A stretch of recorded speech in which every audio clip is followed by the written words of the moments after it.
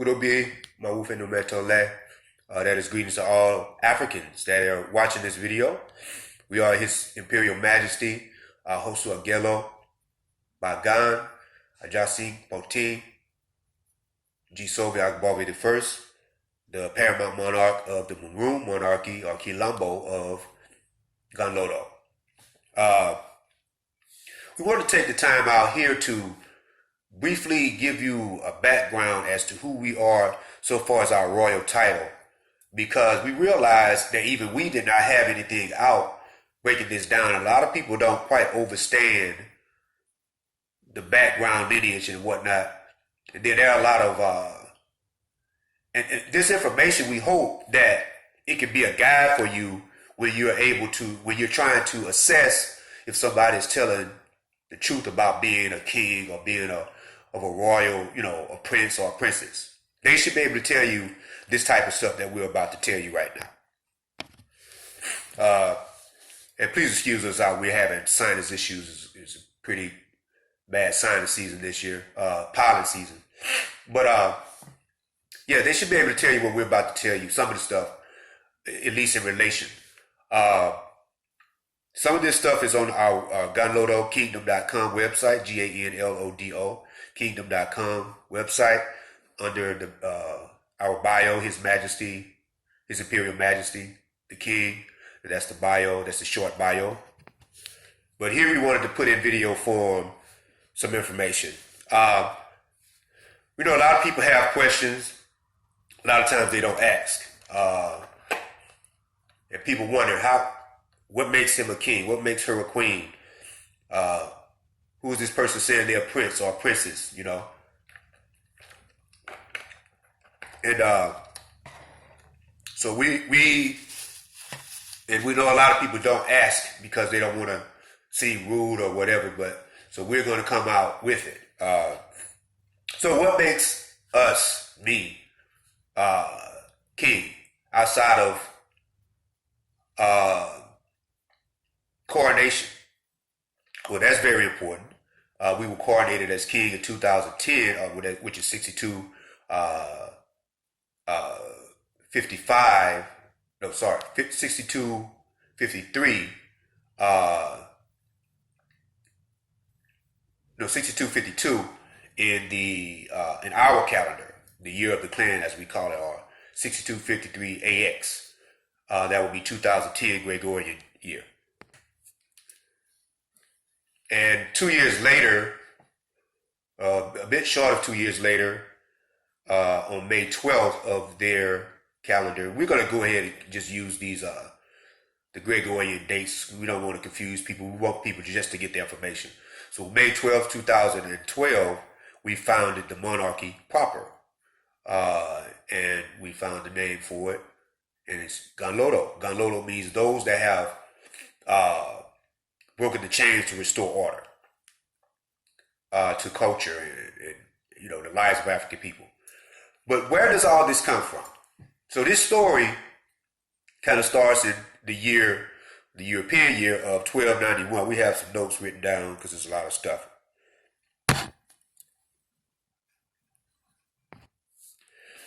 And let's back up a little bit. The monarchy of Hebier is in southern Benin Republic, right? It was kind of a buffer zone for a long time, especially when Dahomey, many of you may have heard of Dahomey, D-A-H, it's usually spelled D-A-H-O-M-E, why? But it's supposed to be spelled D-A-N-X-O-M-E, that X is a hard H. When they rose to power, and they were like a buffer, but not a willing buffer. They actually resisted Dahomey from beginning to end. This monarchy was founded in the year 814 by a woman named Ajara. And later a branch of people would branch off from them. The ethnic group is called Seto.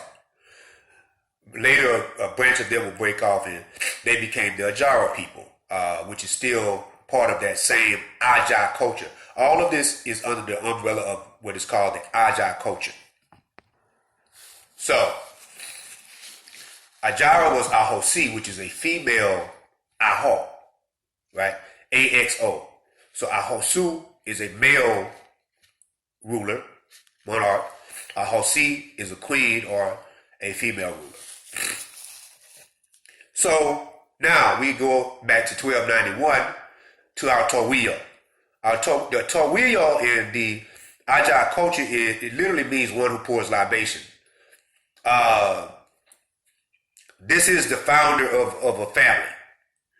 Our founding Towiyo is a man named Fa Nukun Ibara Torun. We say Ibara Torun to the blessed dead when we mention that name. That is Yoruba. Fa Nukun started the house in 1291.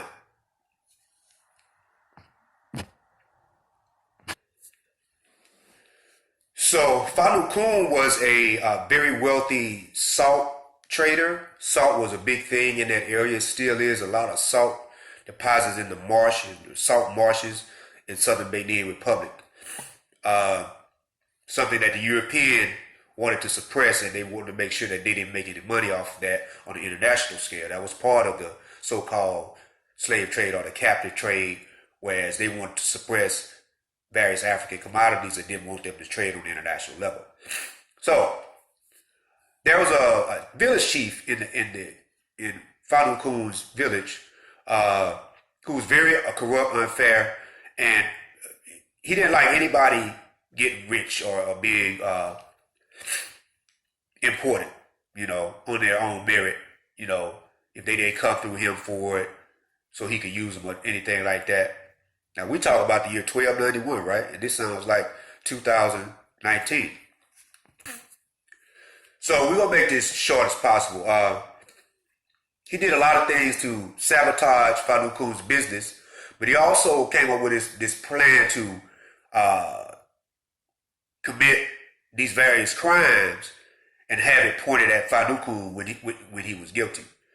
So Fa Nukun, his name means Fa sees. Fa sees all things. Fa is the oracle, the ancient oracle that we consult for our everyday life, for the truth of how we live. It's also called Ifa among the Yoruba. So he consulted the Bokonos, and they said that justice was coming.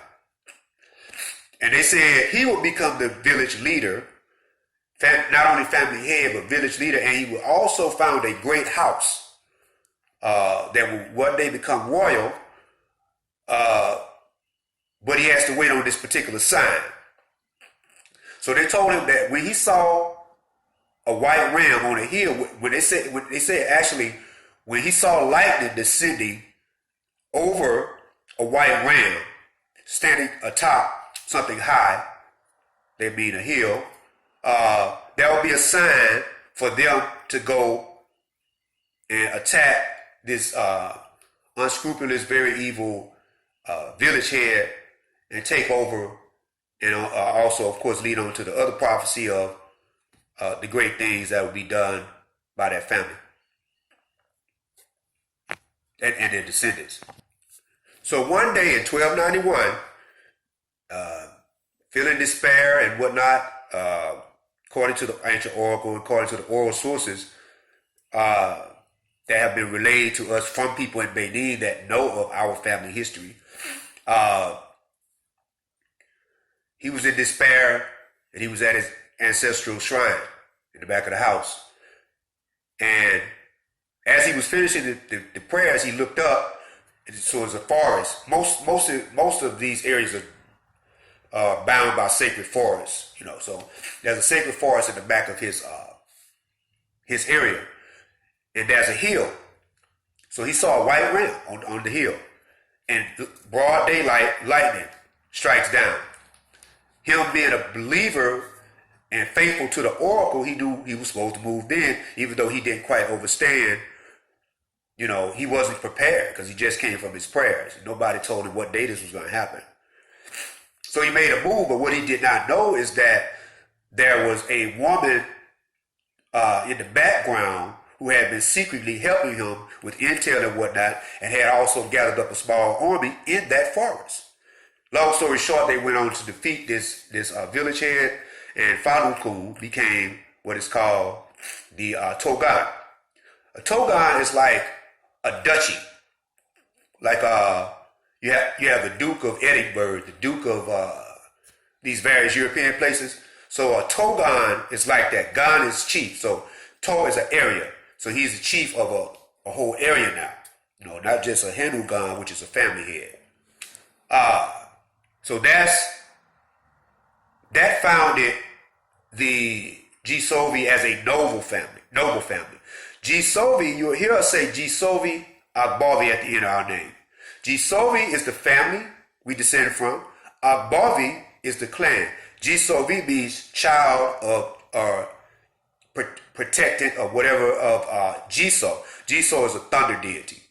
Agbovi means child of the ram, because the ram is the symbol of the Agbovi family. So child of the ram. So flashing forward a bit, between the years 1318 and 1328, a woman again assumed the throne as Aho or Ahosi. Her name was Nuya Wegba. And it was during this time, due to the works that Falun started, and then his son elevated, took care of the shrines, did a lot of renovation and a lot of restoring of the community. Nuya Wegba, or Hosi Nuya Wegba, elevated the Gisovi family to a royal position, which this means that they were able to be one of the 6 families that a king or queen or certain royal titles can come out of, right? So they became the 6. They were basically the last ones to, because really it wasn't supposed to be any more past the first 5 they had. But the Gisovis had proven themselves on another level. So Nuya Wegba, she made them a royal family. Now, let's back up. One of our mottos in our family is Agbojlo, G Sotasobe. Agbojlo, G Sotasobe. That means the ram stands astride the hilltop as justice arrives. So that's a family motto that comes from the actual experience that Fadu Kun had. So we just gonna rally off a few little things here. There were 5 monarchs that we, Axosu Àgèlògbàgàn, descend directly from, of Hevier, from the year 1655 to the year 1801. Vanuatu through the Axosu Vanuatu, through Axosu Dehan Sagbaju. This leads to our ancestor named Sagbaju, which was his son. In 1801, 1800, Dehan Sagbaju came on the throne, right? So the Gisovis had been there since 1655. Everything was not perfect, but it was all right. A lot of resistance to Dahomey was put out, meaning, for a while, a lot of people were not being captured as captives from that area. And they also, and one of the reasons for this, they had developed a good relationship with Oyo. Oyo, for those of y'all who don't know, is one of the largest Yoruba ethnic groups. You have the Yoruba people, then you have Oyo Yoruba, you have Ibadan, you have Egbado, you have Ife, Katawakata, or etc., etc. Oya was the power at that time out of all of the Yoruba. And they had a problem with Dahomey, and Hevier had a problem with Dahomey, even though Dahomey people and Hevier people were Aja people. The Dahomey people, monarchy rather, it was running roughshod over everybody and putting people into captivity. Reason why a lot of us end up over here. So there was a family who were not legitimate for the throne per se, and they were willing to be the puppets of Dahomey.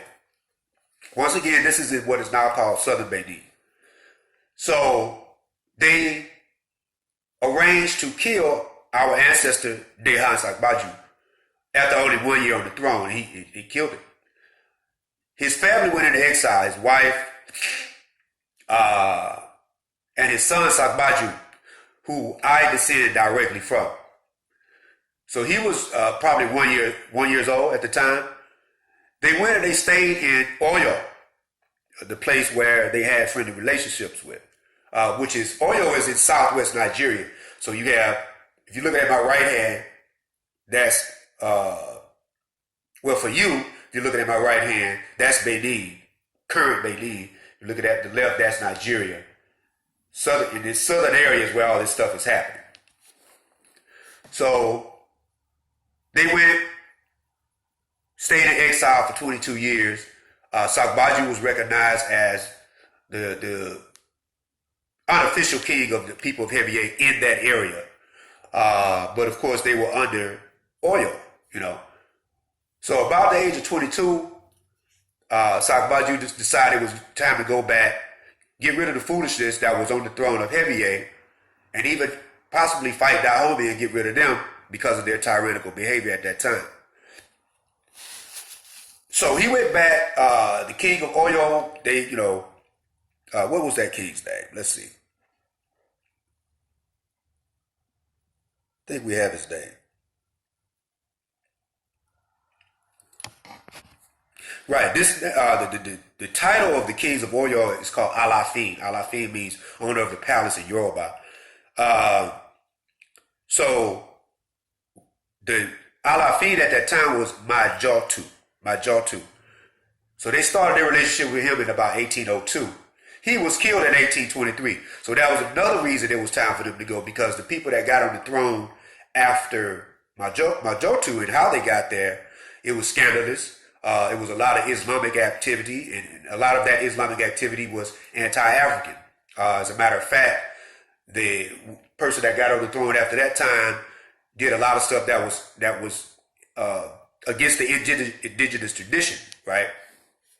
And a lot of the Muslims held sway there. They held power, if you will, influence. And so, disrespect of the Egungun masquerade. Egungun masquerade is the costume you see people wearing and dancing with. So, Sagbaju looking at this, him and his mother and his other people looking at this like, well, it's time to go back. If we're going to fight here, we may as well go back home and fight and take our throne back. So he went back with some escorts from Oyo, but in Hebier they had already been told he was coming. So the Hebier people that were still supporting him sent out some escorts for him to relieve the Oyo people. About halfway through them coming back there, they were ransacked. Many of them were killed. Sagbaju's mother was taken away, and Sagbaju was put into captivity. This was done from some Muslim Yoruba that were being held captive in Abomey. Abomey is the capital, or was the capital of Dahomey. So they were being held captive there. The king of Abomey, or the king of Dahomey, said, well, you do this, you go and get rid of these people. These people finna be a sore, a thorn in my foot. We'll set you free. And that's what they did. So they were marched all the way down to the port of Glenway rather, which by now the Europeans had started calling it Ouida, and to this day it's still called Ouida. Ouida is where they have the annual Vodun festival every January 10th. Ouida is also where the captive ship, the Clotilda, came from in 1860 and brought people like Cudjoe Lewis and Gooper and whatnot to Mobile, Alabama. Mobile, Alabama being where I'm from. Now let's be very clear, people have mixed up information in the past off of their own assumptions. We are not a descendant of the Clotilda. Our people came in 1823. Clotilda came in 1860. So we want to be very clear about that. Sagbaju was taken on a almost 4-month tumultuous trip to Mobile. However, Sagbaju and a couple other people escaped. And they got wind that up the river, up the Tombigbee and where it's at the confluence of Tombigbee and Alabama rivers. So you come out of Mobile, see those two rivers, and they confluence right there. There was a Maroon community, and Sagbaju knew if he could make it there, he was free. Long story short, he made it there. He was captured, but he never was held in captivity outside of that voyage on that ship. Now, the sad part about this is that it was taboo to leave the Maroon community because they had everything. One thing, they didn't want to bring the unnecessary influences in the community. They wanted to keep it African. They wanted to stay free. And another thing, going illegally at that time, you might not come back. Long story short, he had a son who did just the opposite. And that's how our family was actually put into captivity. Not by Sagbaju, but by his son. His son went into on the outskirts of Mobile, in Mobile County, and was captured and put on a plantation right out there outside of Mobile. So that's where that comes from. That's where our captivity story comes from. But we started as Maroons,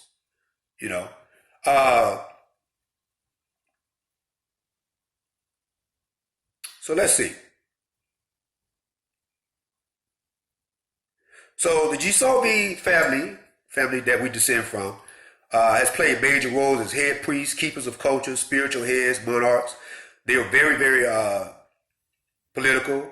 5 monarchs between 1655 and 1801.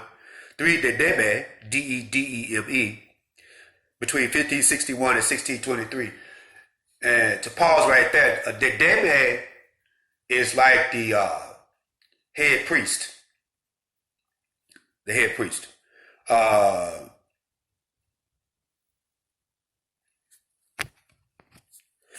Apologies for that. The Dedeme is not the head priest. The Dedeme is like the viceroy, the right hand of the right hand chief of the monarch. So we had 3 of them between 1561 and 1623. We had 3 Dauphin Fontaine. Now that is the chief priest. And that was from 1450 to 1520. Chief of the Jiso shrine, right? So each shrine has a chief priest, right? And that person is called Hunan Gan. Hunan means owner of or possessor of a deity. Hun is deity. Gan, chief, as we already mentioned. So from 1391 to 1343, from 1491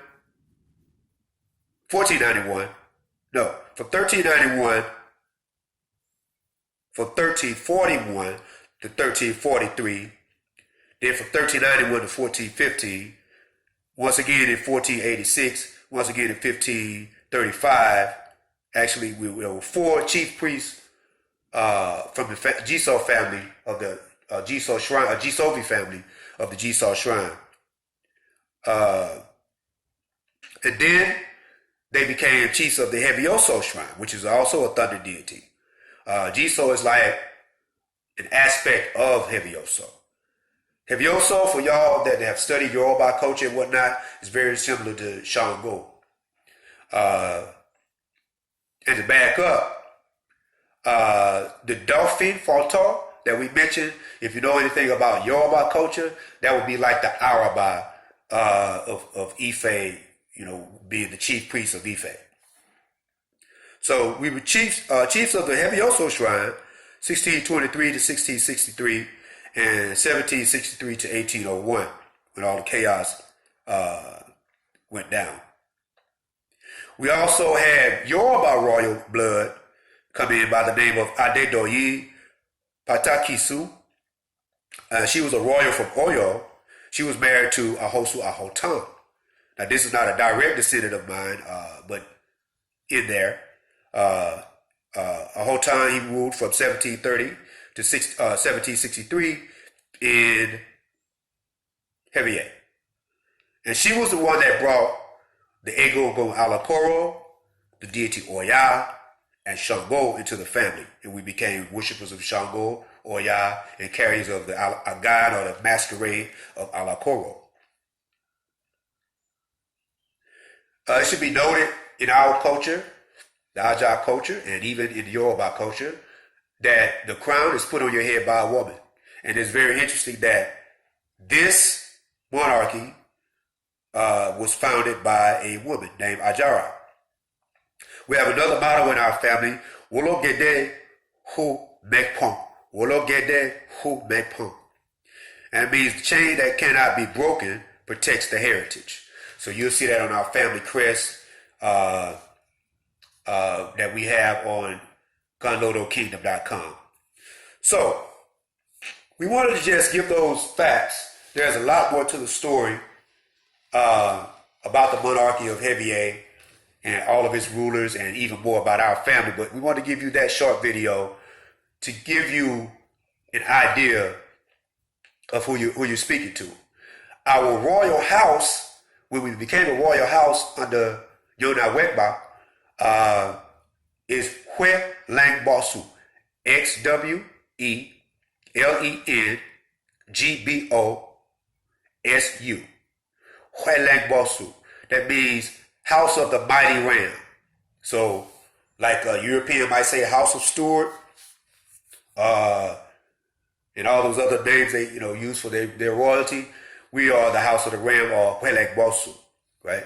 Now, if you talk to a person from Benin that is a king, and you talk to a person from Yoruba land, or Ghana, the Akan people, or the kings from the Ewe people, they will be able to tell you that. If a person is trying to tell you that they're a king, and they can't tell you that type of stuff, it may be suspect, and they may be lying. If somebody says they are prince or princess, they need to be able to tell you what royal house they come from, and what side of it, what branch of it. For us, it's from our maternal line. Some of these things is not going to be important to some people, but some people just didn't know what to ask these people, and they kind of went along with stuff. If they're saying that they are of a royal house, how can we put this? If they say they're from the Alada royal family, Alada is a monarchy in southern Benin. Now that's Aja culture also. They were, before Dahomey, they were the major captive traders, so-called slave traders in the area. That's in southern Benin. They're saying, let's say from Alada, right? That's not enough. You need names. General name giving doesn't work. They have a term in Alada, the Alada Honu. But see, that's broken down in various ways, and people that know that, if they say they're Alada Honu, they will be able to break down what part of Alada Honu they come from. And actually, that term is really, to be honest with you, really rarely used in Benin. It's other terms they use. We'll keep that to ourselves, because those that are watching this that may want to fraud people, they might pick up some tidbits of information and try to use it. So we'll keep that to ourselves. But Alada Honu, you don't really see them use that like that. And when they do talk about Alada Honu, they're talking about people that come directly from the leopard. That's what they're talking about. And we don't know of anybody over here that comes directly from the leopard, Axosu, which was the founder. So once again, our website, restorationhealing.com. That's where our publications are, videos. Also YouTube, we are the Ganlodo Monarchy on YouTube. And Our website for the monarchy is ganlodokingdom.com, Ganlodo kingdom.com. So we hope this has been informative to you. Odigba.